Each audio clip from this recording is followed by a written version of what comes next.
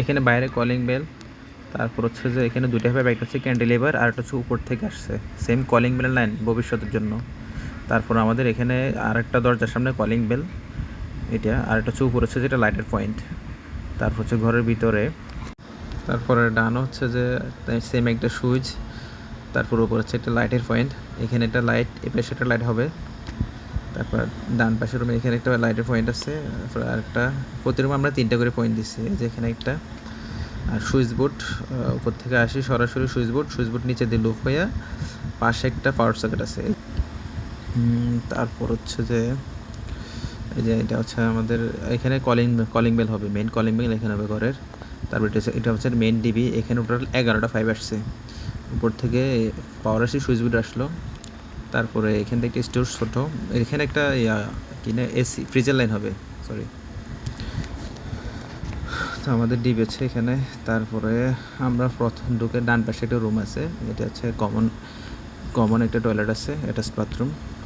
তো এখানে একটা লাইট, তারপরে সুইচ বোর্ড সোজা নিচ দিকে লুপিং হয়ে আলাদা একটা পাওয়ার সকেট আছে, এদিক দিয়ে আসি সোজা পাওয়ার সকেট। তারপর উপরে আর একটা লাইট, এগুলো হচ্ছে লাইটের পয়েন্ট। এখানে একটা পাওয়ার সকেট দেওয়া হয়েছে কোনায়।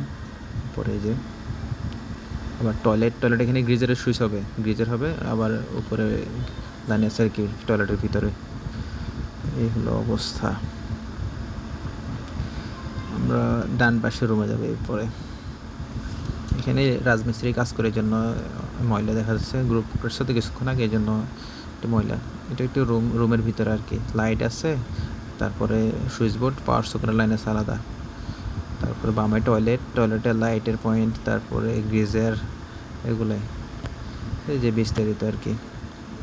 লাইট প্রত্যেকটা রুমে আমরা 3টা করে লাইট দিছি, 2টা লাইট, তারপর হচ্ছে ডানে আরেকটা লাইট আছে 3টা, প্রতি রুমে 3টা লাইট। আর প্রতি রুমে 2টা করে সকেট পয়েন্ট, অর্থাৎ পাওয়ার সকেট 2টা করে, 3টা লাইট প্রতিটা রুমে। এই হচ্ছে আমাদের বিস্তারিত।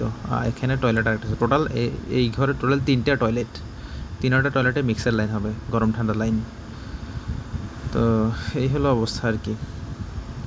এইটাই, এই যে এখানে পাওয়ার সকেট সেম, তারপরে একই সিস্টেম আর কি। রাজমিস্ত্রি ভাইদের কাজ চলে, এই জন্য আমরা তাদেরকে ডিস্টার্ব করতেছি বেশি বেশি। এটা হচ্ছে আমাদের ড্রয়িং রুম, এখানে সেম 3-4টা পয়েন্ট, উপরে ফ্যানের লাইন আছে, তারপর হচ্ছে যে ডিবি সব ড্রয়িং রুমে রাখা হয়েছে। তো এই হলো অবস্থা আর কি। এখানে আমাদের টোটাল ওভারভিউ আর কি দেখা যাচ্ছে সবগুলা, অর্থাৎ এই ধরনের কন্ডিশন পুরো ঘরে।